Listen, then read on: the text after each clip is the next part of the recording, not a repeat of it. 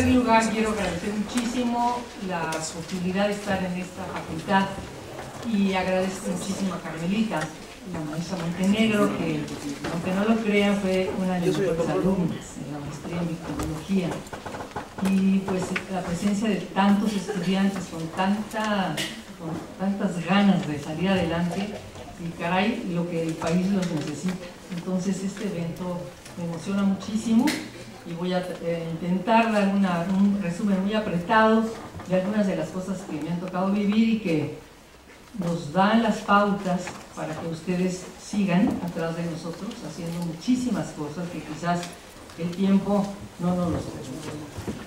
Como ustedes saben, la victimología ha tenido un desarrollo, es muy nueva, la victimología apenas casi alcanza su mayoría de edad. Entonces, la reunión de Bellagio en Italia, fíjense, apenas en el 75, fue en la cual se reunieron diferentes criminólogos en su tiempo para decidir y pensar cuáles iban a ser las funciones, el objeto de estudio, el alcance que iba a tener esta materia. Estamos hablando de pues muy poquitos años atrás. Entonces esto nos va a complicar un poco a veces la vida porque pues no ha avanzado tan rápido como hubiéramos querido el marco teórico bajo el cual tendríamos que trabajar en este siglo. Mendelssohn en su momento planteó la importancia de que hubiera otra materia que fuera el verso contrario, la moneda contraria a la criminología, y así planteó la necesidad de fijarnos en la víctima y empieza él a mencionar lo que podrían ser los primeros conceptos de la llamada victimodinámica. Tenemos nosotros, ¿cómo le hago para que se... Bueno, tenemos ahora no voy a poder, ahí está. En los orígenes, yo quisiera que no nos centráramos exclusivamente en la visión anglosajona y europea de lo que es la victimología, porque su historia es muy diferente a la nuestra. Nosotros tenemos que hacer una reconstrucción de nuestra historia, que quizás no se ha hecho y a veces repetimos algunos de los conceptos y teorías europeas, porque nosotros tenemos que volver a nuestra cultura. Hay muy poca reconstrucción histórica de lo que podríamos analizar en nuestras culturas bajo la lupa de lo que fue la relación de la víctima y victimario en muchas de estas épocas. Tenemos nosotros simplemente, yo encontré estudiando con el modelo de control social de Roland Illar Castro, que nos llevó en un momento dado a los criminólogos críticos a estudiar las culturas prehispánicas, nos llevó a algunos códices en donde nosotros vemos, imagínense en el códice mendocino, cómo ya encontrábamos nosotros la presencia de la victimización de los padres a los hijos. Era impresionante la forma de criminalizar los papás a los niños. La mamá, allá arriba, está inclinando a su bebé al ají. Yo no sé si los judiciales de ahí lo tomaron, pero la hacían oler ají cuando se portaba mal. Al chiquito ahí está metiéndolo. Luego la ponían al niño a barrer de noche, los acostaban ahí está el niñito acostado en un tapete mojado durante toda la noche.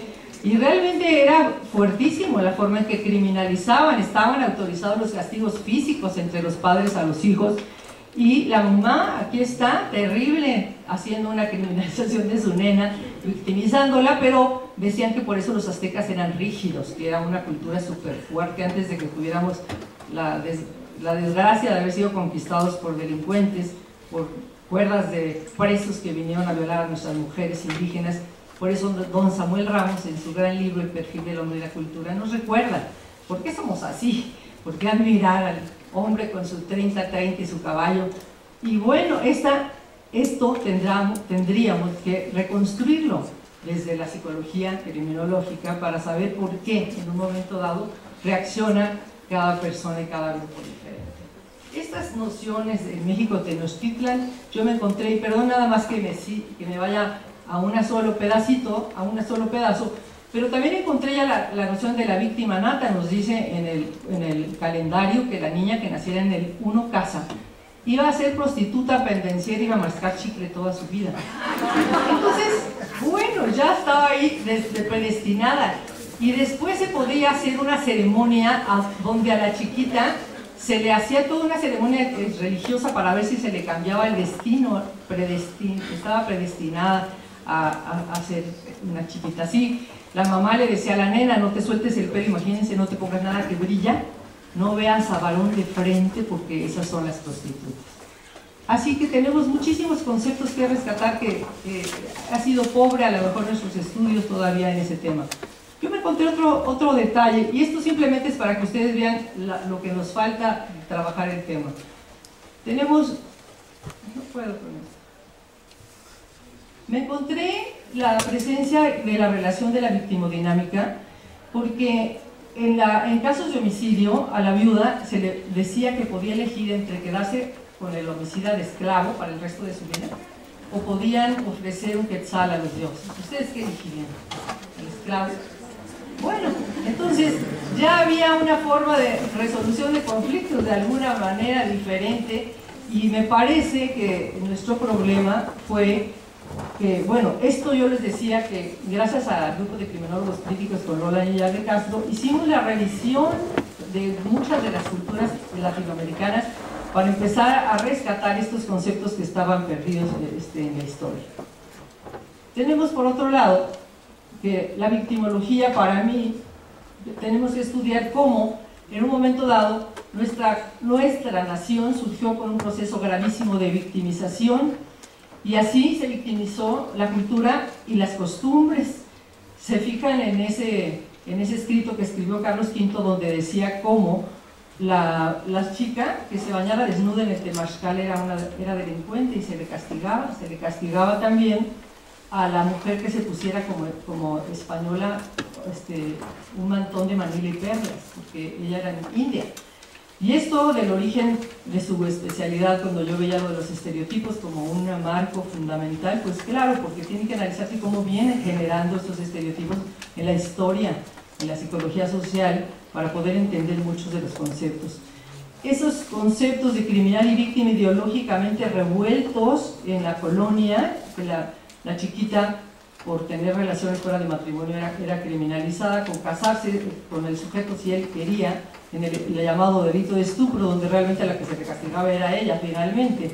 Y entonces todos estos conceptos de la cultura tienen que estudiarse bajo una nueva visión de la victimología. Esa víctima olvidada, como marcan los europeos exclusivamente, me parece que es cuando nosotros, de los europeos anglosajones, occidentalizamos la reacción social y copiamos las formas de proceder, y empezamos a hacer un poco esos códigos, quitándole ya su papel que tenía la víctima en la resolución del conflicto.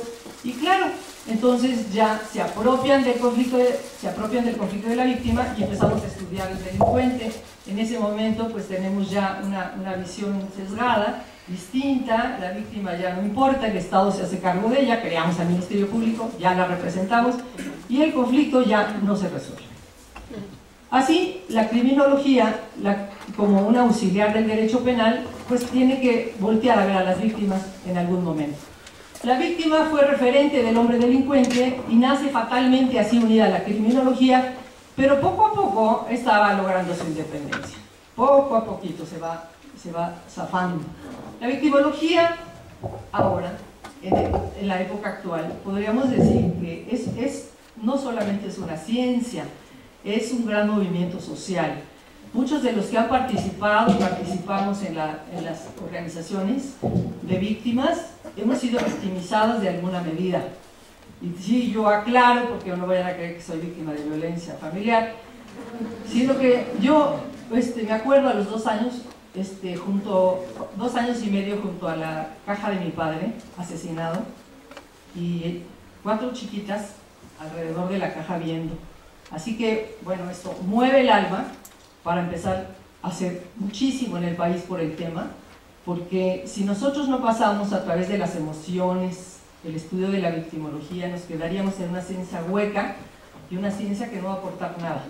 Por eso muchos fiscales nunca han entendido nada cuando se presenta a la pobre chiquita abusada y voltean a verla y le dicen, ¿qué te hicieron? Claro, pues la niñita va a decir, nada, no puede hablar, necesita todo un rapport, necesita un proceso, necesita muchas cosas que le va a dar precisamente la victimología. ¿Y cuándo es cuando las víctimas volvieron al escenario internacional? Pues nada menos después de la Segunda Guerra Mundial. Hicimos cosas atroces Los humanos nos atrevimos a hacer cosas espantosas que fueron dando origen pues a las primeras reglas de cómo hacer la guerra. Nadie imaginaría los millones de personas que mataron entre unos y otros, cadáveres, miles. Las personas de esas generaciones en Europa dejaron de tener hijos, no quisieron volver a saber lo que era tener un hijo, y ahora tienen uno. Algunos matrimonios ahorita ya no quieren tener ninguno, los que han sido desplazados en los municipios por el crimen organizado. Ahora, eso cambia la psicología de la gente, por supuesto. Eso cambia y nutre a la victimología con mucho dolor y mucha enjundia para poder trabajar en un tema que nos ha dejado secuelas de muertos. Miren la cantidad de millones de personas que murieron en la Segunda Guerra Mundial. Bueno, están hablando de millones. No nos atrevimos a poner una bomba ahí nada más, sino hacer una matazón de unos niveles que marca la historia del mundo y marca la historia de la victimología, y de ahí surgen reglas importantísimas. Las Naciones Unidas emite un documento más tarde, en el 85, que es uno de los estándares internacionales que debían conocer los psicólogos y todos los profesionales que se acercan a estos temas, ya que ahí define y marca pues algunos de los que son los lineamientos mínimos bajo los cuales tendríamos que atender a las víctimas. Este estándar de Naciones Unidas afortunadamente ha permeado todas las legislaciones del mundo. Solo en algunas nos damos el lujo, perdón que lo diga, como nuestra ley de víctimas, de mocharle un pedazo a la definición. Así, le mochamos creyendo que somos muy listos y quitamos un pedazo de una definición que viene acotada de manera mundial. La legislación de víctimas le mochó las víctimas colectivas, y yo, pues platicando con una senadora, le decía, no, pero ¿cómo? Las víctimas colectivas son importantísimas, y al final se puso un pegoste ahí para que no se quedaran fuera, aunque ya no quedó la ley como quisiera. Yo quiero decirles que los primeros servicios a víctimas, en el 89, tuve la oportunidad de abrir ese primer servicio a víctimas en la Procuraduría del Distrito. Pero fíjense qué curioso, si yo hubiera tenido un jefe penalista, a lo mejor no me hubiera dejado, pero tenía yo un notario y me dijo, pues usted sabe de eso. Yo, no, mire, ábrelo. Y yo encantada me seguí de largo y creamos a este en rojo. Realmente es pionero el programa porque apenas estaban surgiendo las primeras disposiciones de lo que yo llamo el derecho victimal. Miren, el marco jurídico, si ustedes se fijan, los primeros documentos que hablaron de atención a las víctimas fueron desde la salud, en el Código de Salud. Y les pongo aquí algunas otras, cómo van surgiendo. Y luego, bueno, por supuesto, la reforma constitucional. La reforma constitucional va a abarcar un hito importantísimo, ya que obliga a todos los servidores públicos, a las organizaciones públicas y privadas, a todos a respetar los derechos humanos en muchas de las víctimas. Esta es una línea del tiempo, pero quiero que la vean muy bien, porque tenemos ahí, este documento lo deben de conocer, y este es hermoso, que lo deben de conocer ustedes también, que es el estándar que se hizo para cómo presentar a los niños al juicio, a los chiquitos, cómo presentarlos, cómo debe ser la instalación, cómo debe trabajar el personal. Este documento lo hicimos para el gobierno, para una ONG de Canadá. Luego la ministra de Justicia de Canadá lo aprobó y lo presentamos ante Naciones Unidas, y Naciones Unidas lo aprobó como estándar. La Suprema Corte acaba de hacer lo suyo y lo adapta, y es el protocolo para presentar a niños a juicio de la Suprema Corte en su aceptación de un estándar internacional. Acuérdense que en materia jurídica podríamos tener dos clases de estándares. Uno que se le llama el hard law, que son convenios y tratados, y otro el soft law, que son declaraciones y lineamientos aprobados a nivel internacional, que si bien no son un tratado, como puede ser el Protocolo de Estambul para tortura, son estándares internacionales. A esos también se refiere el primero constitucional. Así que alguien no me vaya a decir que no va a seguir el Código de Estambul porque no es un tratado o una convención. Hay que cuidar ese aspecto. Ahora quiero que vean el boom del derecho victimal, como empiezan a surgir algunos conceptos de la reforma constitucional, y de repente vamos a dar, un salto así impresionante. Ay, ya no quedó por aquí, bueno, más adelante está el salto. Empiezan a surgir los primeros tratados y libros de criminología. Es muy importante porque si nosotros no tenemos un marco teórico, de lo que es la victimología, su objeto, los conceptos, los glosarios y todas las teorías organizadas, ordenadas, pues va a ser un desorden de los practitioners, de las personas que van a hacer su tarea, porque no entienden qué es lo que realmente están haciendo. Por eso el surgimiento de los libros y de los manuales en nuestro país va a ser importante. Este primer servicio a víctimas que se crea es un servicio interdisciplinario. A mí me decían, qué raro, en lugar de la barandilla va a ser como que un consultorio de la psicóloga, la trabajadora social, el vídeo de GSL, la norma técnica de consultorios aplicados. Bueno, se me quedaban viendo. ¿Y cómo vas a poner agua caliente? Y se reían, y yo, pues vamos a comprar una bombita. No sé, hay que hacer las cosas. Y se abrió, porque imagínense que yo que me daba vuelta a las agencias de delitos sexuales, me encontraba, no estaba Miguel Óscar ahí todavía, porque me encontraba que no había guantes para que se lavara el médico las manitas antes de exploración, y decía, ¿y por qué estos periódicos aquí en el cubículo, doctor? Pues para que no vean a la víctima. Pedía unos periódicos pegados, y uno sí que fue el colmo, que yo creo que lo dieron de baja. Le dijo, y esa botella de Coca-Cola está bien lavada porque mando una prueba de una víctima. En la botella de Coca-Cola. O sea, después van a ver el gran desarrollo pericial que era necesario, porque era una barbaridad. Y la sociedad civil involucrada. A mí, cuando yo digo que el primer observatorio ciudadano, y me encuentro a una chica que ayer abrió un observatorio ciudadano, pues creo que no sabe de la historia, porque ese observatorio ciudadano que se creó el primero fue el Comité Plural Pro Víctimas AC, y no se imaginan a quienes embarcamos para participar, a mujeres muy relevantes.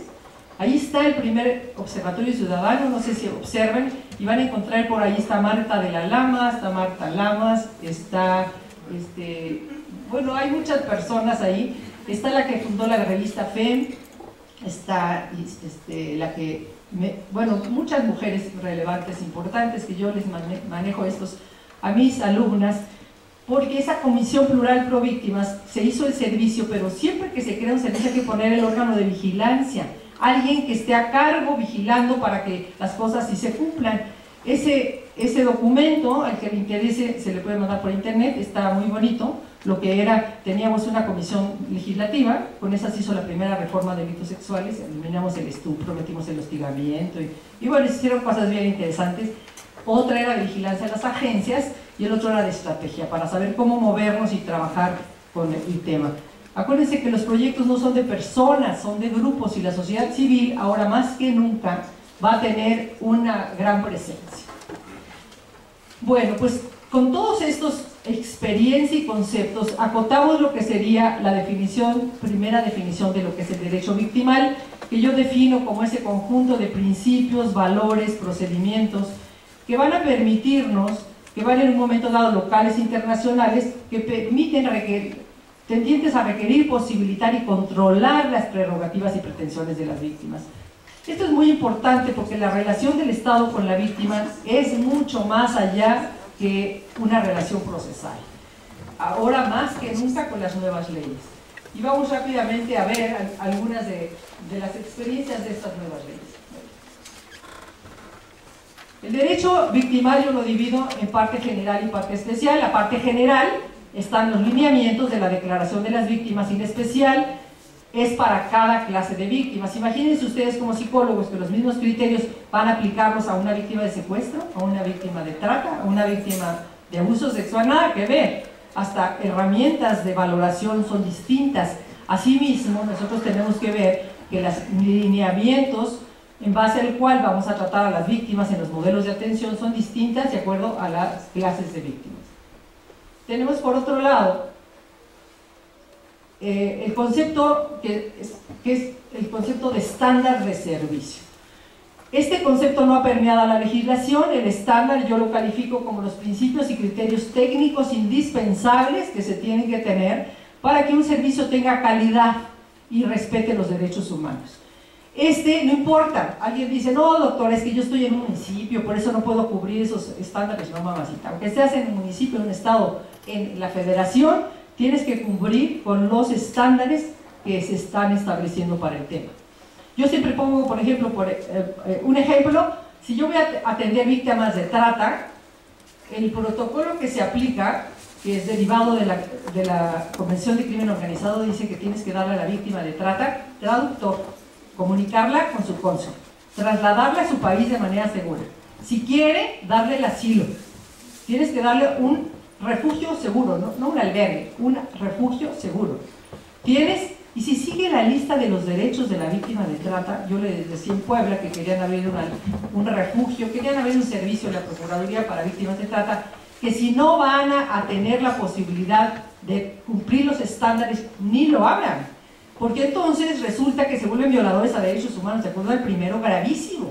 Porque la chica está teniendo las expectativas que no le vas a dar. Entonces, cuando se haga algo, por favor, en México se usa mucho decir, vamos a abrir una oficina de atención a víctimas, se pone un letrero, se pone una señorita sentada con su batita y dicen, listo, ya la abrimos. Eso es un modelo de atención terrible, terrible, y ustedes como psicólogas lo van a vivir. O llegan y preguntan, ¿de qué profesión tiene el director de prevención del delito? O el director de víctimas, que yo llegué a un municipio y me dijeron, bueno, miren, yo soy veterinario, pero la verdad le voy a echar ganas. De esto no sé nada, doctora, pero le voy a echar ganas. Entonces yo dije, a ver, imagínense que llega un fulano y me dice, pues mira, yo soy veterinario, te voy a operar el corazón, pero no, de eso no sé nada, pero le voy a echar ganas, yo lo intento.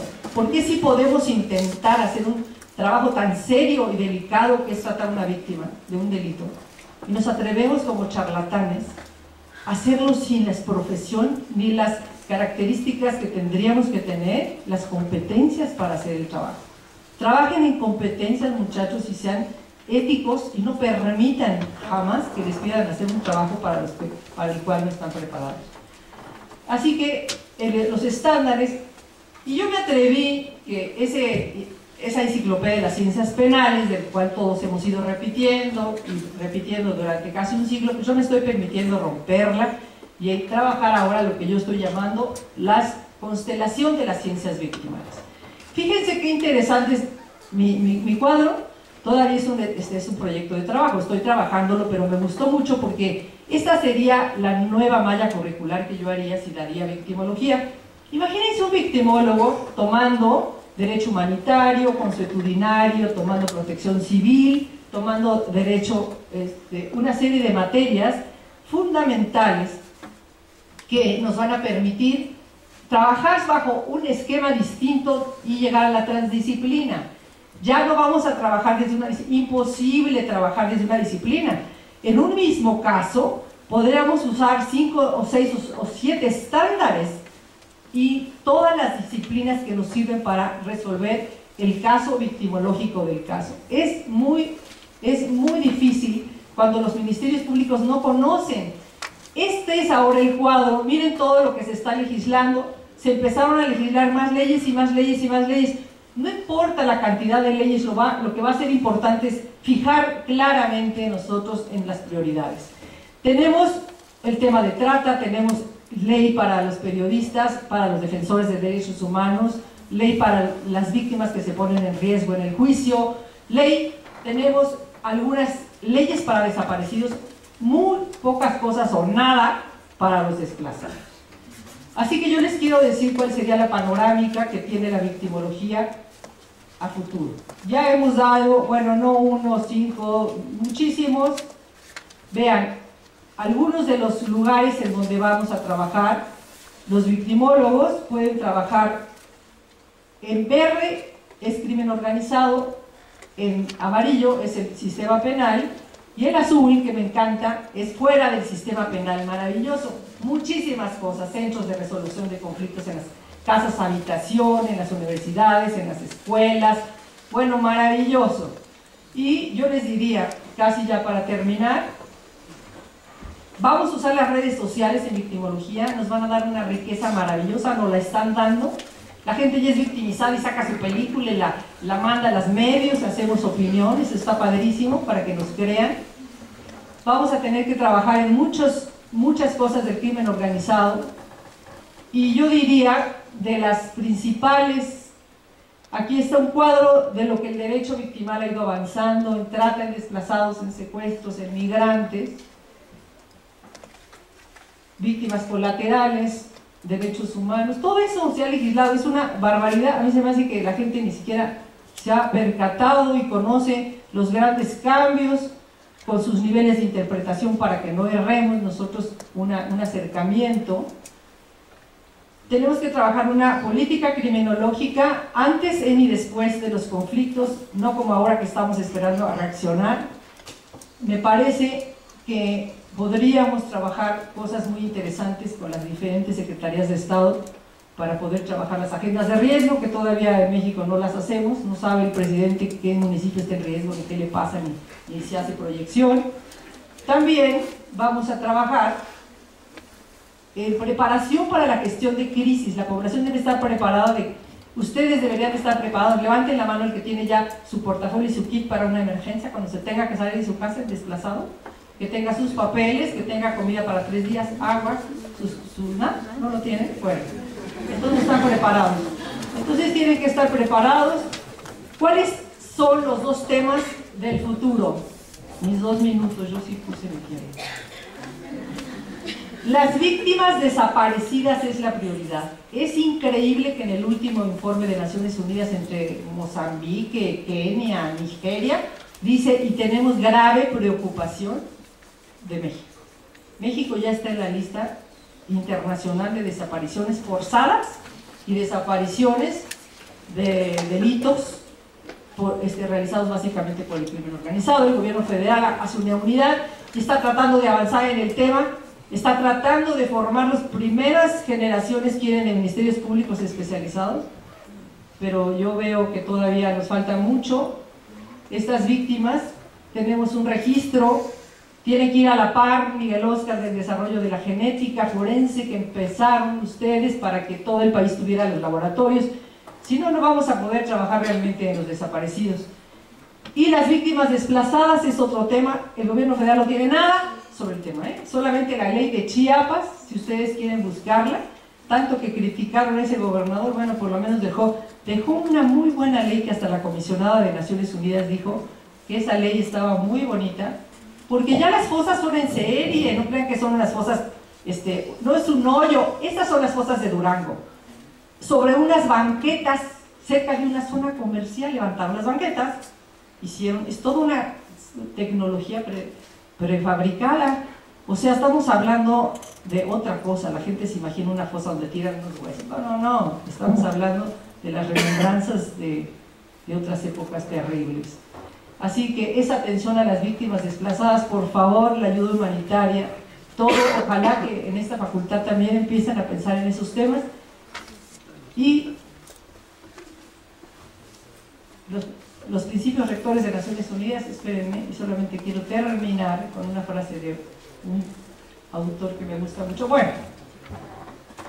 ahí puse nada más, perdón, pero si yo estuviera caminando bien, ese es mi modelo, esa es los elementos para formar un modelo de atención. Otra cosa que yo digo es que si no tenemos nosotros la metodología para crear modelos de atención, bueno, vamos a hacer tonterías. Esos son todo esto debería de tener un modelo de atención, no la oficina que se abre con el letrero. Entonces no vayan a poner desplazados, se abre Secretaría de Gobernación. Listo, ya está la oficina abierta.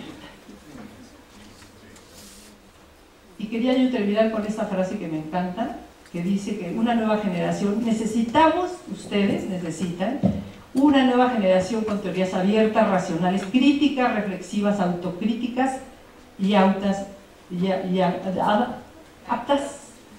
para autorreformarnos. Así que nosotros, los pioneros, comillas, estamos abiertos a oír sus nuevas teorías. Felicidades.